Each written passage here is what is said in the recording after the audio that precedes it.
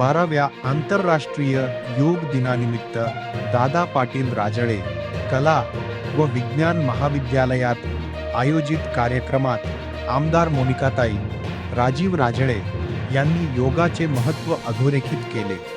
निरोगी आणि आनंदी आयुष्यासाठी नियमित योगाभ्यास करणे तसेच योगाला आपल्या दैनंदिन जीवनाचा अविभाज्य भाग बनवणे आवश्यक असल्याचे त्यांनी सांगितले।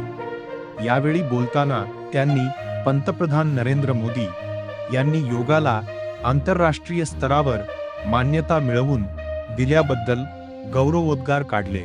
योग, प्राणायाम, सात्विक आहार आणि सकारात्मक विचारसरणी हे शतायुषी धकाधकीच्या जीवनात दररोज काही वेळ स्वतःसाठी काढून योग, प्राणायाम आणि व्यायाम करण्याचे आवाहनही त्यांनी केले। महाविद्यालयाचे प्राचार्य डॉक्टर राजधर टेमकर यांनी उपस्थितांचे स्वागत केले।